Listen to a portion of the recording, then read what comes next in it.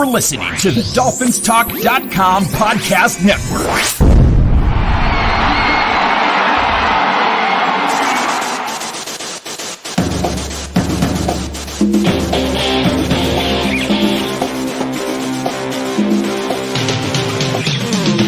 You're listening to the DolphinsTalk.com podcast, the most listened to daily Miami Dolphins podcast on the internet. Come on, Dolphins fans. Time to fins up. All right, Miami! Miami's got the Dolphins, the greatest football team. We take the ball from goal to goal like no one's ever seen. We're in the air, we're on the ground, we're always in control. Hey, when you say Miami, you're talking Super Bowl. 'Cause we're the Miami Dolphins. Miami Dolphins. Miami Dolphins number one. Miami Dolphins. Good evening, Miami Dolphins fans. How are you today? And thank you for listening to the DolphinsTalk.com podcast. On this Monday, March 11th, I am your host, Michael Leva, joined by Jason Sarney from right here at DolphinsTalk.com, also with Dolphins Wire and Dolphins Weekly. Jason, how you doing today? Doing as good as I can, because there's a lot of loss in Dolphin land, but doing all right, Yeah. Mike. Everything's well on your end. Yeah, it's great. It's been a wild day. A lot of guys left. Got some new faces here that are we'll be putting pen to paper come Wednesday, and will be added to the roster. We're going to break it all down for you here tonight. But before, as always, a big shout out to everyone listening at finheaven.com. Everyone go to finheaven.com, the largest Miami Dolphins message board on the internet. Also, a shout out to our friends at the I Am a Miami Dolphins Fan Facebook page, run by the great and talented Carlos Hernandez. If you're on Facebook, please be sure you are a part of the I Am a Miami Dolphins Fan Facebook page. Also, wherever you're listening to this podcast, whether it's Apple Podcasts, Spotify, YouTube, Google Play, Podbean, Podchaser, Audible, we're on all the platforms, so many platforms. Subscribe. As we've been saying, news is going to come fast and furious over the next couple of weeks. We're going to have a lot of shows. We got shows this week with Josh Moser and Stephen D. We got shows with Josh and Aaron, the Same Old Dolphin Show. Myself, Ian, and Tom will be on Wednesday as well. So you're not going to want to miss an episode. Subscribe to wherever you listen to this podcast. Okay, we got guys who are going to sign. We got guys who left. We got salary cap news. Going to start with the salary cap news, as that's kind of the most important, as Miami had to get cap compliant by Wednesday, and as of right now, they are, and this is Jason's wheelhouse right here. So the Miami Dolphins restructured Jalen Ramsey's contract and cleared $19.9 million with Ramsey alone. So he's a key piece here moving forward. He's a future Hall of Famer. He's someone's going to be here long term. This is a smart decision. Clear up a lot of cap space. They weren't done. Then they restructured Alec Ingold, Sieler, and Durham Smythe. And with those four total, they cleared just over $28 million, just under $29 million, really. And the Miami Dolphins are salary cap compliant. We're still waiting on Teron Armstead's new number. Obviously, post-June 1st, Xavier Howard's $18 million comes off the book. Tua, at some point this summer, they're saying he's going to have his restructure done, hopefully sooner, but probably in the summer from the reporting. And per Spotrac, or Spot Track, however you pronounce it, as of right now, and this is a fluid number because they're signing guys like right now, Miami's currently $4.9 million under, and the cap hit for Ramsey this year, $7.9 million, and Zach Sieler, $6.3 million. Jason, you're great at this stuff. Smart moves, and we're not done yet because we still got guys like Tyreek and possibly Chubb who are going to restructure as well. Absolutely. I love this time of just in terms of just cutting the dollars. It's almost like, I hate saying it, we might have all been there in our lives. I think back to my time in college. You shake the couch cushions, you shake the trees, you try to find a couple of bucks, a couple of cents, and that's what they're going to do. They're going to do it in any which way, and they've done it with a couple of very low-hanging fruit restructures in your Durham Smythe and your Alec Ingold. It's not going to kick the can down the road in such a horrible way next year. It's almost like, $500,000 or something like that. It's no biggie, Same idea when you're thinking about Zach Sieler in a much larger sense, because he's getting money up front, so it's a reward, and they're restructuring him down the line. And he's numero uno right now on the defensive line. So you want to make sure you're going to have him and take care of him and reward him in some way, shape, or form there. Helps with the 2024 salary cap. There's more money to be found.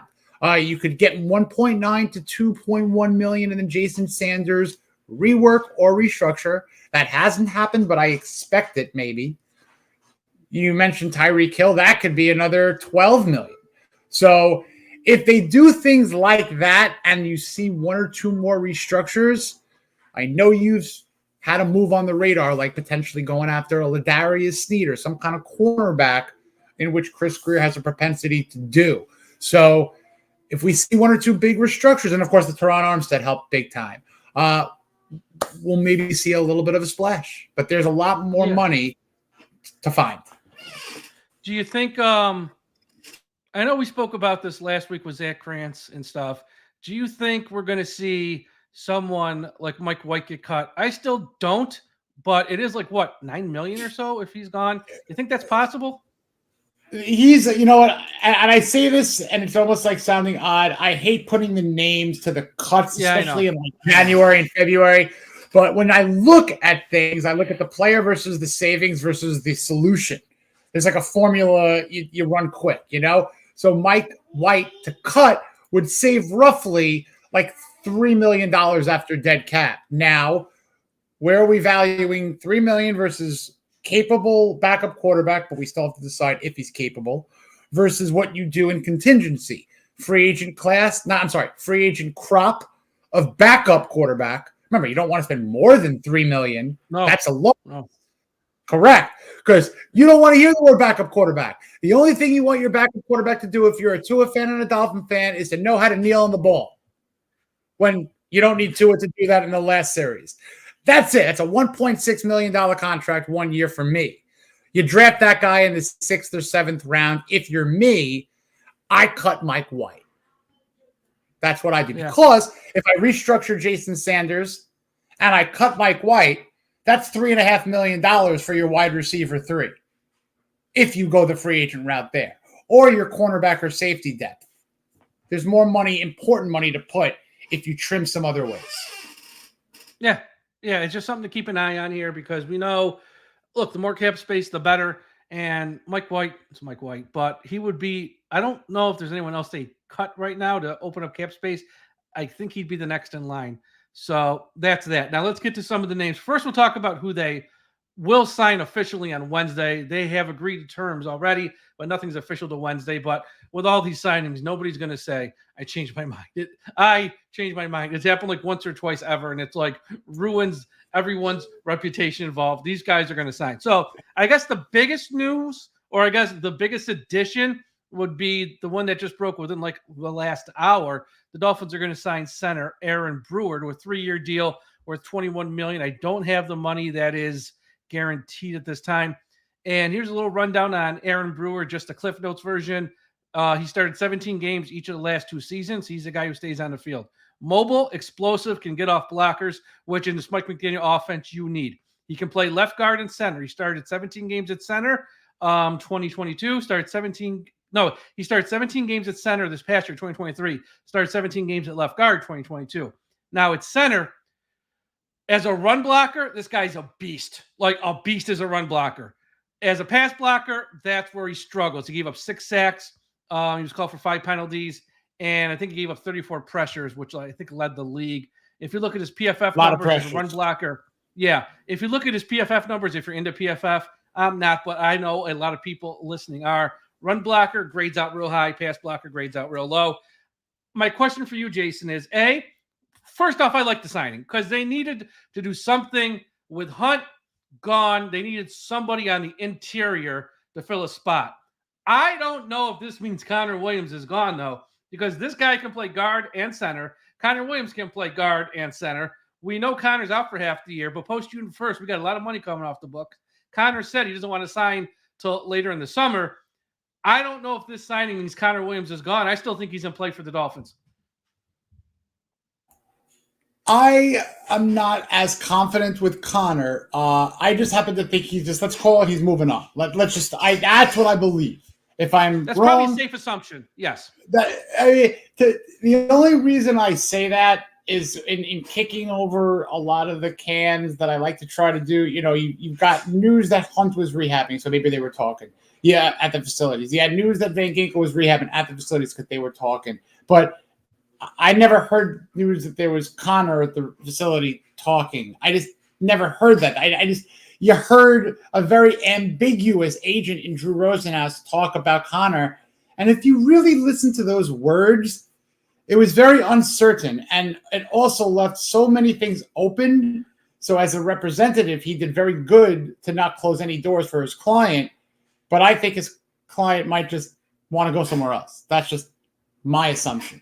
So with a guy like a Brewer, you have a 1 in 3 potential in left guard, right guard, center, because he's done all of that. So for right now, he's a phenomenal placeholder where you could still go out to market and see if you can get an interior or a center and then play with what you do, because we all know that there's fluctuating line changes on the offensive line in Miami. And you can get to the draft. You could see if you draft hypothetically, Mike, and I know we've discussed premier positions at, I know where you're nauseum. It's 100% right. 100% right. Yeah, I mean, if you're going to go draft the best player on the board, it happens to be the best interior lineman, and you have 2 guys who grade out of potential excellent centers or guards. I'm not going to name names, but Jackson Powers Johnson, if he's there, you have to consider that. If another phenomenal interior later like Graham Barton is there, you have to consider that. Yeah. So it's flexible. I don't want to say 0.000% of Connor Williams. I get it. I want to say 0.05. Literally. That's what I'm going to give myself as an out. And here's what I'll say, too, with Aaron coming in at center. Pass blocking wise, at center last year, he was pass blocking for a rookie quarterback and Will Levis. Rookie quarterbacks have a tendency to hold on to the ball for a long time. So some of those sacks, some of those pressures, he gets it marked against him. But in reality, it might have been the quarterback holding on to the ball too long as well. In Miami, Tua got the ball out lightning fast last year. Let's see how he looks with Tua getting the ball out a little bit quicker than a rookie quarterback who, look, all rookie quarterbacks, they all go through progression. They hold on to the ball too long. I don't care who it is coming out. Peyton Manning did it. They all do it. So that number, take it with a grain of salt and remember that there. The other signing I would say would be the next largest one is the Dolphins signed linebacker Jordyn Brooks, 3 years, $30 million. Don't have the guaranteed money there. He's a coverage linebacker. Only has 6.5 sacks in his career, but 4.5 of them came last year. Former first-round pick out in 2020 by Seattle out of Texas Tech. 2022 had a career-high 161 tackles for Seattle. Tore his ACL week 17. Was ready to play week 1, 2023. That's a guy who is a dog. I mean, you don't see that often. He's a total replacement for Jerome Baker. I would not be shocked if he's the guy with the green dot on his helmet next year. Is he a superstar? No. Solid NFL player, kind of like Jerome Baker. A professional linebacker, not going to kill you out there, but he's not also someone's going to anchor your defense either. Solid signing, like the signing. What are your thoughts, Jason, on Jordyn Brooks? Eloquently put. I could literally just sprinkle an additional couple of, I agree with you on that. Everything you said is exact. He's averaged about 128 total tackles a year in his 4 years as a pro. As you mentioned, sack heavy year last year, but that's not the norm. I wouldn't set that bar there. Although you mix that in with Anthony Weaver and his linebacking coaches who he's brought in, a little bit of a maybe blitz heavy scenario. Maybe he gets 4.5 sacks again to match last year's, and already you're getting sacked somewhere because guess what? You really need to find some production getting to the quarterback. We're going to talk about this, I'm sure, in a minute, but Miami Dolphins lost an inordinate amount of sacks in the last 72 hours. And the scary thing is, and I love Zach Sieler. I'm the first one to say I love Zach Sieler again, but he is the only player with above 1 sack as a 2023 Dolphin that will be on the field week 1. No one else had multiple sacks because Van Ginkel's gone, Agba's gone, and you know who's hurt. So they need somebody to get to the quarterback, and this is a little tiny bit of a help from an unusual location if you're the Dolphins. Yeah, he truly is someone who will fill in for Jerome Baker. I know Chris Greer said that it was open for him to come back. He ain't coming back, Baker. This is his replacement. And I did see, I don't know this. I got to read more into it. The compensatory pick formula. This signing might offset the loss of Andrew.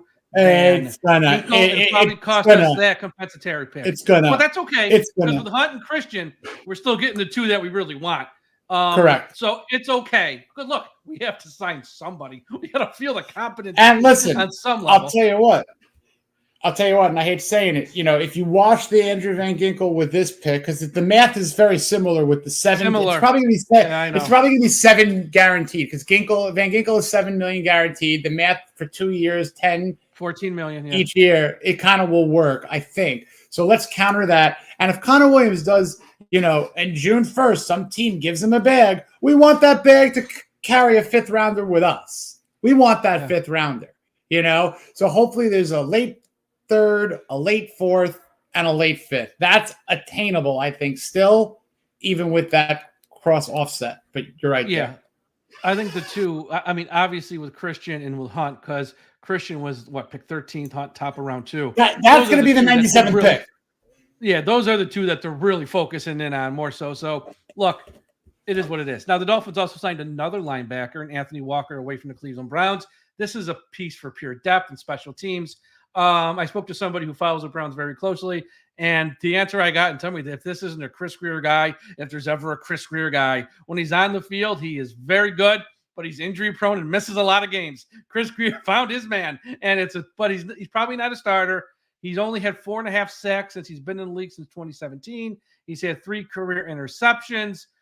He's more of a run defending linebacker, not someone you're going to put out there in coverage. A depth piece, not a starter.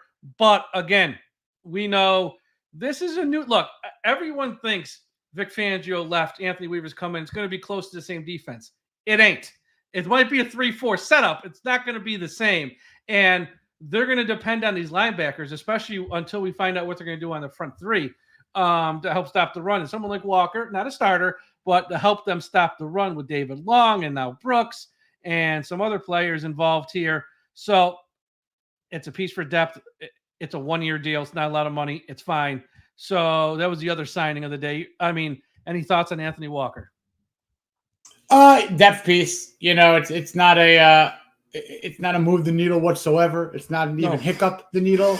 But it's you need bodies that are in and camp bodies and ready, because the Dolphins only have 6 draft picks, but 3 of them may not make the team because you got 2 6 and a 7th, and we've seen that. So these guys are scrap heap guys like a Weaver, like a Weaver pick, and we might need 3 more or 4 more of those going in prior to the next free agent period, and you'll get some more money back then. So there's going to be scrap heap guys when the Xavier Howard money comes off too, and the Dolphins are still going to need to have probably $10 million going in for rookie signings and contingency plans.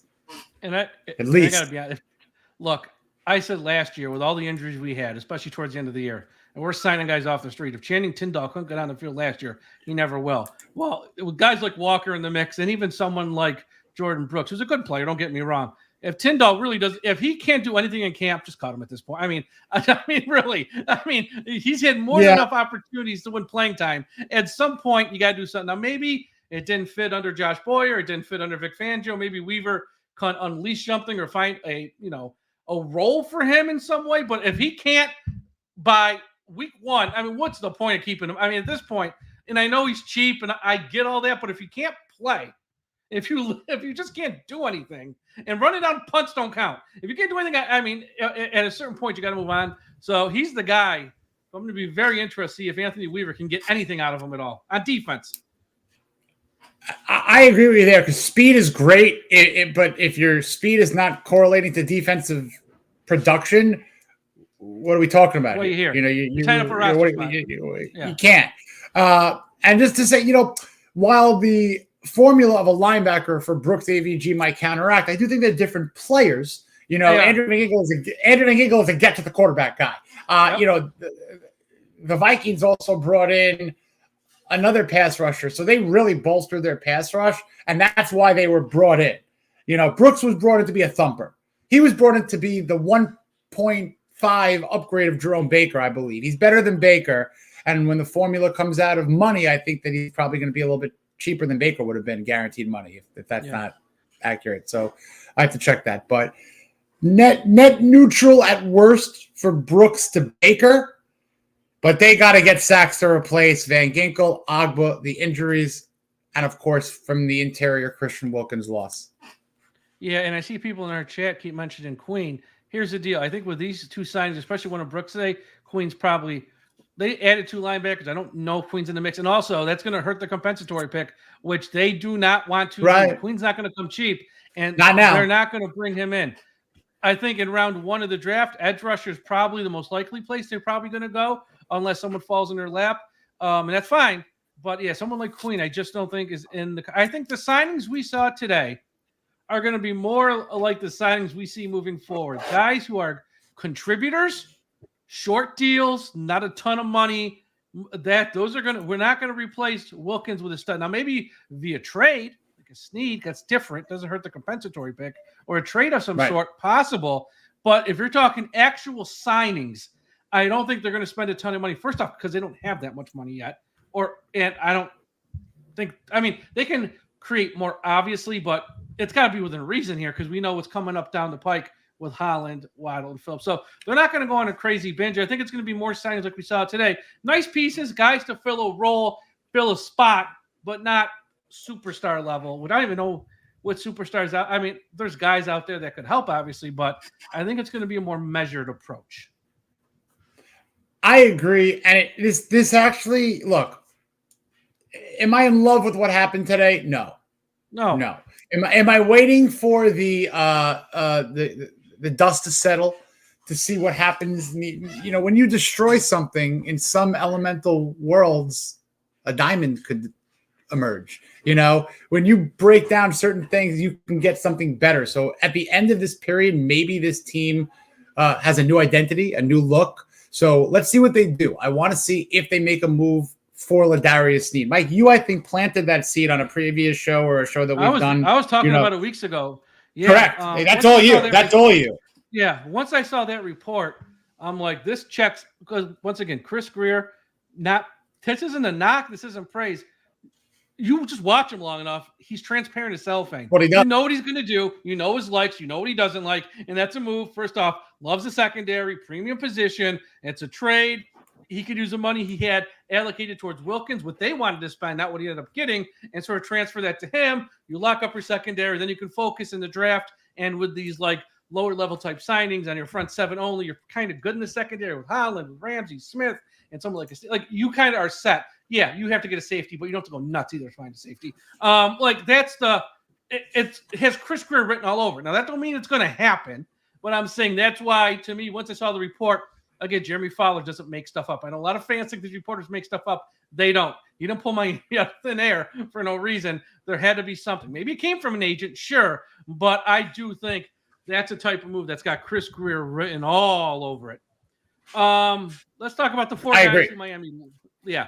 Let's talk about the 4 guys Miami lost today. And I think only to me one's a surprise, which you're going to know which one that is. Christian Wilkins, not a surprise with what he got. 5 years, $110 million, $84 million, 0.75 guaranteed. Christian Wilkins and his agent played this right. I mean, you can't. They got what they wanted. They got the life-changing money. They got the payday. He goes to the Raiders. He'll be fine out there with the Raiders next to Crosby. I mean, I think that's a team that's going to be, at best fighting for second place forever, but he got paid. Who cares? He doesn't care about that. So we understand Miami could not match that. We understood why Wilkins didn't sign a contract last year. Him and his agent played this perfectly with the cap going up. The money that was out there, and they might have been tipped off from some teams. You get him on the open market, we'll pay him. He got paid. Any shock here? Oh, you know what? There's not a shock that this is a very loaded subject for me, of course, because I've been very adamant about how the Dolphins have wanted to keep Christian Wilkins, but everything is at the price point of Chris Grier. Now, if someone signs Christian Wilkins at $21 million a year, not guaranteed, and it was like a $90 million contract, I'd be furious. But I agree, this is too much for Miami to spend with everything else that they have to and will have to do. So I was surprised with the amount of money. When you look at things, Patrick Graham was the defensive coordinator's rookie year in Miami. He's going to now play for Patrick Graham again, defensive coordinator for the Raiders, so that makes sense. He's now pairing on the defensive line with Max Crosby, a little different player than Zach Sieler, of course, a little bit more of that edge rusher, but he now has a buddy again. So I think that's a perfect area for Christian Wilkins. You're right. They're not the greatest team in the world. But the fact of the matter is, he got his money. That's what his numero uno was. It ain't Super Bowl. It's money. That's clear. Some players are different. Christian Wilkins, love him. Great Dolphin. Money, money, money. And that's what he got. And you know what? It's apropos. It's poetic. He bet on himself. He ended up in Vegas. He ended up with a jackpot. Yep. And also, he plays a non-premium position. And as I've said on this show and some other shows, Chris Greer really only likes to pay their premium positions. Defensive tackle is not a premium position. It's a long and short of it. He's a nice to have, not a must have, especially at that amount of money. The other signing, one of the other losses was Brandon Jones signed with the Broncos. And God bless Brandon Jones. Nice player. Do not get me wrong. He's a nice player. 3 years, $20 million, 12.5 guaranteed. Do I think the Broncos overpaid a little? Yeah, I do. But good for Brandon. He got his money. He was a former third-round pick. And there's another compensatory pick probably coming at some point here for Brandon because he was picked at the top of round 3, too.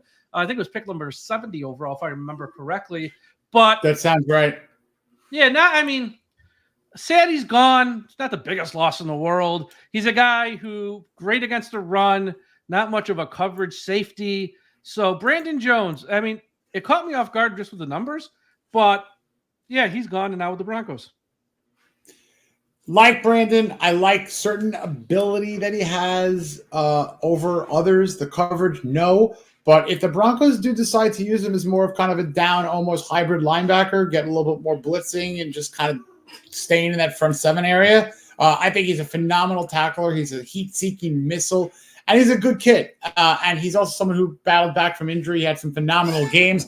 And when I remember Brandon Jones, I'll remember his 2 picks against the Jets, because that was great. And I'll remember in his, I believe his rookie year, there was a situation, Arizona. My favorite play. I love non-stat plays. I love plays where it's the equivalent of taking a charge in basketball. Yeah.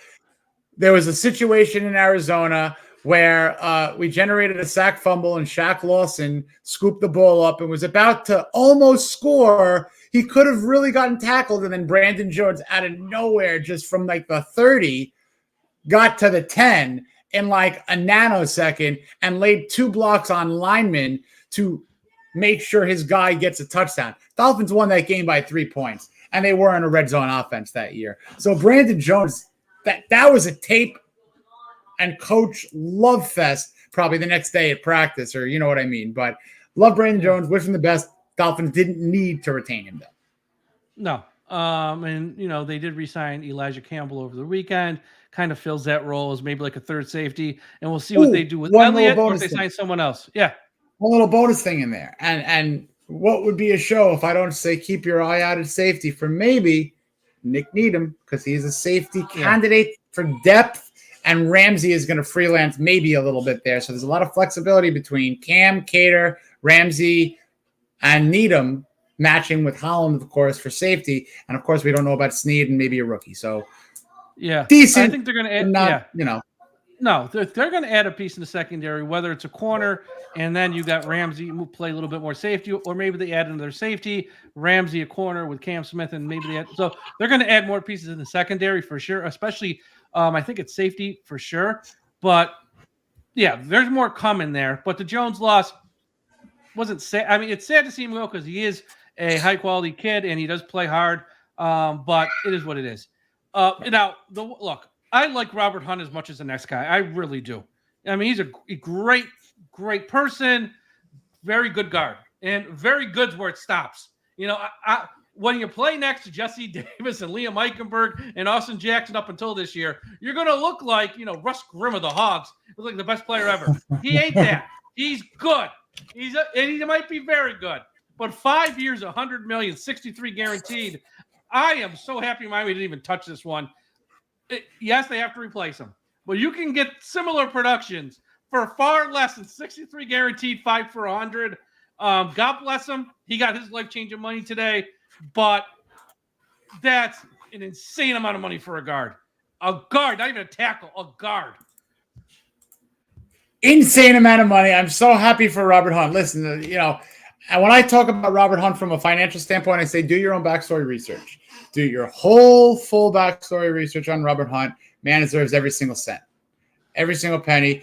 Guy showed up in certain football camps and he just deserves every freaking dollar he can. I think his house burned down or something. There was such a story behind him. So I'm so thrilled that he got his money. He's playing for the Panthers now, but who cares? He got his money. He's a lineman. He's going to work hard. Hopefully that team does well, but he deserves every ounce of that. But we were not paying $20 million for an interior lineman. No way.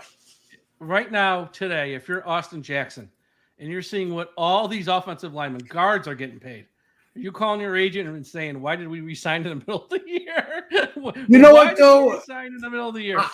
I think it was a good move there. I was surprised by that. I thought that he was going to test market, whatever. I thought it was a good move to keep him home because you need to have that right side solidified. If they were going to go into this period with no right side at all for Tua, it's such a problem. That's your lefty quarterback. He's got nothing. So Jackson was kind of a good move by Miami. Why Jackson's camp, I think, did it because he only had one good year.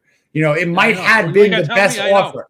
I know you know. It just might have been. Look, not a Christian Wilkins bet on yourself situation to go into the market if you're Austin Jackson at all. So they took probably what they thought was the best deal. And I'll tell you what, much like Zach Sieler took his money when he had the opportunity and played above his contract, let Austin Jackson play above his contract, and Miami Dolphins have proven that they will rework a deal, which they've done several times today.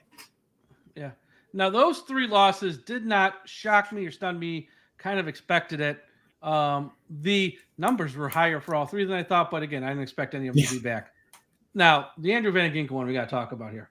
For longtime listeners of this show, the only person on planet Earth who might like him more than me is probably Jason. And 2 years, $20 million, 14 guaranteed, which is not crazy money. And I think money kind of close to the money that they paid for Jordyn Brooks. So to me, this tells me Anthony Weaver didn't want Andrew Van Ginkel.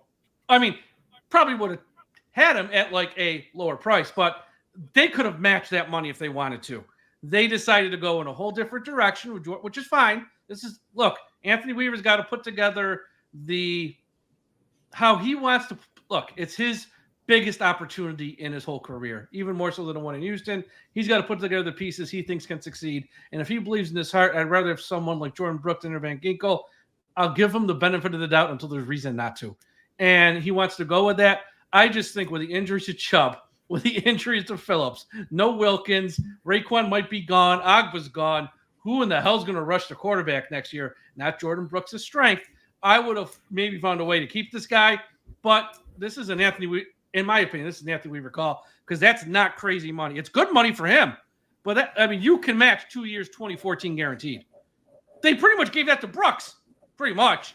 What are your thoughts on this? Loaded, of course, because there's a lot of truth to what you said there. I love Andrew Van Ginkel as a player because he was kind of one of the first players that I've invested really a lot of research, thought, effort in. I just saw something in the kid. Down in 2019, his rookie year. When he gets on the field, he produces. We all know that. It's going to be a loss for the Dolphins 100%. I do believe that they had a value of him, for better or for worse, south of the $10 million. Maybe let's call it $8 million, okay? As Grier has shown, he is a very budget-oriented individual. If it's $8 million, it's rarely going to get to $9 million. It will not get to $10 million. So if that's the scenario, if you're Andrew Van Ginkel and you have choices, which there were. Yeah, I mean, and ultimately you have. Oh yeah, I mean the choices that and Miami was interested at a price, but then when like any other scenario in these kind of deals where there's mutual interest, a representative would likely, speculation here, say, all right, last chance, just saying we're at 10, we're at 2 for 20. Respectfully wishing the best. Hang up. That's it. It might have been there 3 days ago. But the fact of the matter is, I think he fits in Minnesota. He's a home closer to home. He's a Midwestern kid. Iowa, Wisconsin, went to South Dakota Division II. So he's where he should be for a comfort level, and that money is phenomenal. And you know what? He puts together 2 phenomenal years. Who the heck knows where? Again. Yeah. And he'll be a 29-year-old, well-paid, maybe trying to go for a Super Bowl somewhere. Who the heck knows? But God bless him. He's phenomenal. And when one day, if Webster's dictionary has to look for a definition of football player, that term, Andrew Van Ginkel's busted nose making a tackle. That's the picture I want to see. Yeah, and you have to think, Miami knows what I just said about who's going to get to the quarterback next year. They know that, so they must have a plan B in mind, and we might not know that. Maybe they sign someone later tonight. Maybe they sign someone on Tuesday or Wednesday. Maybe they sign one in a few weeks. We don't know. I'm sure they're looking like we can get similar production. They feel, not saying it's right, they feel they can get similar production from someone at a far cheaper value. And then, of course, there's the draft. So, look, they have to sign more than one edge rusher here, or they have to acquire more than one edge rusher here between now and the draft. Like I said, that night 2 Friday, pick number 55 as it sits now, between today, March 11th, and night 2 of the draft, they have to add at least 2, probably 3 edge rushers somehow, some way. They're not going to be, odds are, they're not going to be huge names. It's going to be, one of them's going to be a rookie, might be a little project. I know we've spoken about Chop Robinson in the past. Chop Robinson's great. Don't expect Chop Robinson year 1 to come out there, start and get like 6, 7, 8 sacks. That ain't going to happen. He's a project. It might be year 2, year 3 before you see the best of him. There's guys that they're going to add, but this is going to be a committee, and then they're going to sit there on their knees every night and pray Phillips and Chubb come back sooner than what is kind of projected, I guess. But, yeah, they have to get edge rushers. It's coming, I'm sure. But the Andrew Van Ginkel one, out of all the guys they lost today, that was the one I'm like, they could have matched that one if they wanted to. They could have matched that one if they wanted to, but they chose. I wholeheartly agree. They chose not to. It's not a detriment. It could very well be a Weaver saying this. They have exactly. Weaver's plan did not necessarily include that much money for that particular player. Any guy will take a player for a certain price point if it's under market in a certain case, which probably would have been here. Not the case. He got his money, bag, do it. Good luck to Ginker. And he's in the NFC. We won't see him. Yeah. A couple more topics. Number one, this was mentioned. I wrote about this literally 1 week ago today on March 4th, and I retweeted the article out today that 2024 might be a year where the Dolphins kind of take a step back, have a reset year, and all that stuff. And, of course, when I put it out there 1 week, everyone said, I'm nuts. You know what you're talking about. You're overreacting. Today, Cam Wolfe on the NFL Network saying, Miami's going to have a reset year. You got the Miami Herald saying it's a soft reset. You can call it a step back, a reset, a soft reset. It's all the same verbiage. And I think what fans of the Dolphins have to start to come to terms to is the Dolphins blew it up on defense. Now, why or how? Part of it is financial. They didn't have the money here. The other part of it is they need to get younger in some spots, especially at linebacker, at corner, Howard, and also Jerome Baker. They want to get probably more athletic there in the secondary, get more athletic and younger. That's part of it. Also more save money and stuff. But, next year is going to be tough because the loss of Chubb and Phillips for however many games that is, it's probably no less than 6 to 8. That would be best case scenario. Best case scenario, probably going to be more, especially for Chubb because he got hurt like 1 month after Jalen Phillips did with an ACL. Next year's going to be tough. And I know the past couple of years we've won like 11 games, snuck into the playoffs as 6 seed, 7 seed, which isn't even ideal. But they might miss the playoffs next year. They might only win 9 or 10 games next year. They're going to use next year to evaluate Cam Smith to say, maybe they don't go after a Snead or something like that. What do we have in Cam Smith? Is he a legitimate starting cornerback? Let's find out. And if he's not, well, we're going to struggle in the secondary some. And you're going to have some other guys help him out. But if he's not the real deal, you might struggle some. Edge rushers, like I said, we don't have any right now. We're probably going to add some young guys in the draft. And that's, they, until those other guys come back, might not have much of a pass rush. Offensive line, they signed a center today. Great. Lost Hunt, probably going to lose Connor Williams. Maybe you start Liam Eichenberg. Maybe you try to start Robert Jones. You try to see if these guys can take the next step. They're going to evaluate what they got because here's the deal. Post June 1st, Xavier Howard, $18 million comes off the books. The extension for Tua, that's another, 10, 11, 12 million, whatever it is going to be added to the cap. They're going to go into 2025 with $70 million on the cap, a pick in round 1, a pick in round 2, hopefully 2 picks in round 3, hopefully 2 picks in round 4. They're going to be loaded with picks, and they're going to put this together to where they're going to, like next year this time, we're going to be having a very different conversation where these big ticket items that Miami had no chance of getting today, they're going to be in on, at least 1 or 2 of them. Hopefully you're going to use a lot of that money to re-sign someone like Holland, to give an extension to Waddle or Jalen Phillips or both. I would try to do all that stuff now, not even wait till next year, but I get it if they don't. The point is, this year might not be, it's not blowing up the rebuild. It's more so kind of put it on pause. We can't spend like a drunken sailor this year. And then next year, we're going to get back into that ways probably and be more aggressive in March and April. Do you think? And look, it's not just me saying it now. It's come from Cam Wolf. Cam Wolf is connected to anyone. And it's come from the Miami Herald. Those guys are connected. They're using the word reset, soft reset. I said step back. It all means the same thing. 6 1, half dozen the other. 2024 might be short-term pain for retool for 2025 and beyond. What are your thoughts on that, Jason? I mean, I don't disagree. I mean, look at what you're losing. You lost $250 million of NFL valued player across 4 of them. I mean, that's 5 of them, whatever it was. But yeah, they might be 2 losses worse or 2 wins worse right now. They have a lot of work to do. They also have a future because in 2 years they have like 6 players contracted. So they need drafted players, but you need good draft picks. So what I'm opening the door to are trade backs. That would be phenomenal to get back in the 3rd, 4th, maybe better scenarios there in April. But if you're going to trade for Snead, it's saying that you got 1 year left. You're all in. I mean, you got one chance really, but you need a 1st and 2nd round pick. You need that 1st round pick. If you're going to trade back, get to 27, 28, because that's a quarterback area, 21. So if there's a quarterback dangling, Bo Nix, J.D. McCarthy, one of these guys that a team could give 3, 4 extra picks, that could be an idea, but we need good quality rookies to develop, but good rookies that also get on the field, man. I think they need we need rookies. Great. I love the draft and development concept. The FDM picks, I think that era showed us what we are now dealing with. We need them picks. We need picks. Yeah, they need picks badly because it's not that the roster was top heavy last year.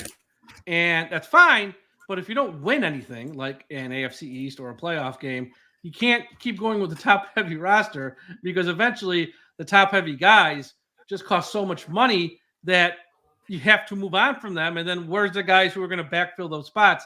And that's what we're seeing right now. We don't have any. Wilkins is gone. We have nobody behind him. Raekwon Davis might be gone. We have literally nobody behind him. We went out and signed 2 linebackers today pretty much to replace Jerome because they had nobody behind him because Tindall, I guess he's a bust just because he never plays. I mean, they have nobody behind these guys, so that's why they're doing these small moves just to backfill this roster with some, depth of some level. Some guys are going to be in key roles like the center and like Jordyn Brooks, but yeah, this year might be some pain. And I know no fan wants to hear that in March at this upcoming year. And I'm not saying it's over. I'm just saying it's going to be tough to get back to where we were even last year because the guys we're signing are not as good as the guys we lost. And I don't think we're going to sign anyone this offseason outside of maybe one guy who would be an upgrade over someone we lost. So we're replacing guys, but it is a downgrade in talent. And you kind of have to go through that for a year.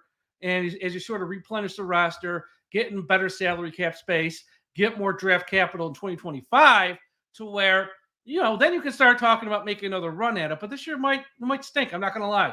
But let's see what they do to it. It's only March 11th. We got to see. You never know. This like in a day, Chris Greer could go nuts and be like, "Screw the comp picks. I'm signing everybody." You don't know. It could change on a dime. You never know. And of course, the draft. You never know. I mean, who the heck knows what could happen? And you know what? The good news is too. The only huge amount of capital that they really have is kind of next year's draft too, first, second, third rounders. So you never know what they could wiggle around and try to get some good movement. But Yes, right now the win total has suffered. And I don't know how much immediate market help there is out there to wow the community. I don't know if you're bringing in a wide receiver, if you're making a trade for a safety corner, what have you. The draft is what I'm circling. And I'm looking in the second round for your interior lineman help. There's a lot of guys there. And first round could be a mixture of, or not a mixture, whatever you want to choose between the best pass rusher. I think I said Chop Robinson to me. Like if Latu is there from UCLA, and you could have him go. He's in the mix. He's in the mix. I mean, he's a carbon copy of Jalen Phillips in every sense of the word. That would be a phenomenal story in and of itself. You know, UCLA edge rusher off injury. He's actually playing as a rookie until Jalen Phillips returns, or they could be bookends. I would love that. He'll probably be gone, though, in the teens. I'm also, as you said, Chop Robinson, Penn State. Love me a Penn State Dolphin guy. But if not, I know another name that you love, and this is a credit to you. If the Dolphins want to get a wide receiver that they know could always be a 1 or a 2 for the next 4 years after Tyreek retires, Jaylen Waddle and Brian Thomas Jr. wouldn't be the worst thing in the world 3 years from now. Well, I want him for insurance just in case Mr. Hill has more headlines. Well, yeah. Even this week, he did the right thing, but still, he's still making headlines. Too much. Too much. Yeah, too much. Okay, too last much topic. Last topic. I'm not going to read the whole story, and plus, especially since the screen just went blank on me. Hopefully, I get it back to work before we jump through this. David Hyde of the Sun Sentinel wrote a great column, I thought, and I want to share parts of it, but literally the screen just went blank. And of course, look, I know there's two types of Dolphins fans out there. We know that. There's the fans who are doom and gloom today, fire Chris Grier, wish him death. And then there's the fans where nothing's wrong, don't worry, everything's fine. And David Hyde, though, I thought, from a big picture, take a step back approach, kind of broke this down. And I want to read parts of it. And I'm not going to add much to it because I know I'm not going to change anyone's mind who feels a certain way, and I don't want to change anyone's mind. But if you get a chance to read this article, read it. It is titled, "The Dolphins Have a Miserable Monday Was Consequences of Short-Sighted Blueprint." And he goes, calling it the worst Miami Dolphins day in free agency doesn't do it full justice. This is not because of the good players lost, the holes made, the questions added. It's also because of the organizational bungling that made it financially necessary to the point none of these guys leaving was even surprising. For the past 3 years, the Dolphins have thrown money and draft picks like confetti to bring in expensive veterans in the front door like Tyreek Hill, Bradley Chubb, Teron Armstead, and Jalen Ramsey. Now they lose talented players at the back door, and they don't have anyone waiting to fill spots because, well, they traded so many draft picks for the aforementioned big names. Now, you can't keep everyone. But is quarterback Tua Tagovailoa to be the only Dolphins paid this offseason? Stay tuned. The Dolphins have never lost a free agent as important as Wilkins. They'll not find a better offensive lineman right now than Hunt. They've never needed an edge rusher like Andrew Van Ginkel more than they will to start of next season, with both starters probably out injured. You expect to lose some players in free agency due to business being done. But what does it say? That you've mishandled your business to the point you can't do any business. These wild fluctuations of adding expensive players the past couple of winters to throwing talented players overboard this winter makes it tough to sustain a run. The Dolphins haven't even had a run. They haven't won a playoff game since 2000. So we're talking about sustaining last year's foothold of decency more than some great run. They're not sunk. They have to make good football decisions rather than just get the next headline name. And it goes on. But I thought this is kind of where, I've had my frustrations in the past with Chris Grier in that, A, there's no accountability. And B, it's, 1 year we're stockpiling picks and loading up cap space. The next couple of years, it's F them picks. Then the next few years, well, now we got to go back to playing the compensatory. There's never a set plan and direction that's ended with results on the field. It's always, like he said, these wild swings. Once again, I know everyone's not going to agree with that comment. I'm not here to change anyone's mind. And it goes on and on about, some of these things. But he goes, the larger challenge is to build a sustained roster without these wild roster swings from one March to another.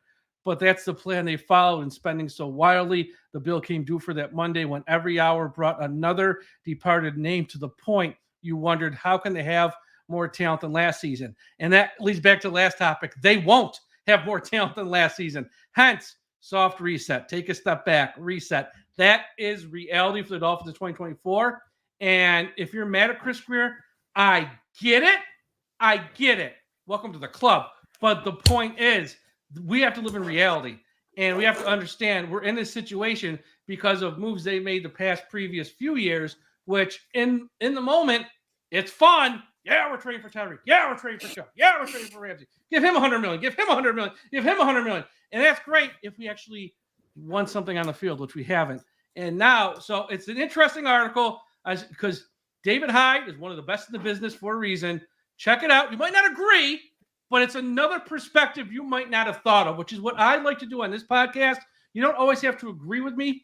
You don't always have to have the same opinion as me, but be open-minded enough to read people who disagree. Why you don't go nuts over Stephen A. Smith or Colin Cowherd. Just because they might think and have an opinion the opposite of mine doesn't mean I'm always right and they're always wrong. It's okay to read other opinions and open your mind and say, you know what? He makes some valid points here. And that's all I see from that article. So I suggest everyone go to the Sun Sentinel. It's probably behind a paywall. You might have to subscribe. I'm sorry. But check it out because it's a very well-written article that brings up a lot of valid points and questions like, you know, if we actually won something, you can serve this day wouldn't be so bad. What makes this day so painful is we've gone, quote unquote, all in and have nothing to show for it. And now all these guys are gone and we've got to start all over again. And so, not on the grand scale, start all over, but, you know, pretty much, at least on one side of the ball, we're starting over. It's not a rebuild; it's a renovation. But you don't want to renovate when you move into a house. You don't want to renovate when you move into a house a year or two in. That means that something went wrong. And from metaphorical standpoint, the house wasn't built right. They have to renovate. Yeah, and we'll see where they go. But we're going to be back with more shows this week. I know it's Tuesday. We're going to have Josh Moser with Stephen Daniels. I think Manny and Marissa are doing a show tomorrow as well. Wednesday, myself, Ian, and Tom, I think, is going to join us. And then we got Josh and Aaron same old Dolphin show back-to-back. So check those out. And whenever news breaks, we're going to have shows on those days and nights. So be on the lookout for those. Everyone, be sure to follow Jason Sarney on Twitter at Jason_Sarney. Read his work here at DolphinsTalk.com and at Dolphins Wire. Check out the website, DolphinsTalk.com, for all the latest. Like I said, wherever you subscribe to this podcast, subscribe. You won't want to miss any shows, especially between now and the draft. There's going to be so much news, so many rumors. It's going to come fast and furious, and we can break it down and translate what some of this stuff means in English so it's easier to understand and digest, because when it comes to the numbers and the contracts, you almost got to be a CPA to understand some of this stuff. So we can break it down and make it easier to digest. Jason, thanks for joining me tonight. Everyone, have a great show. We'll talk to you again after a while. Folks, don't forget, we must put an end to highway profanity.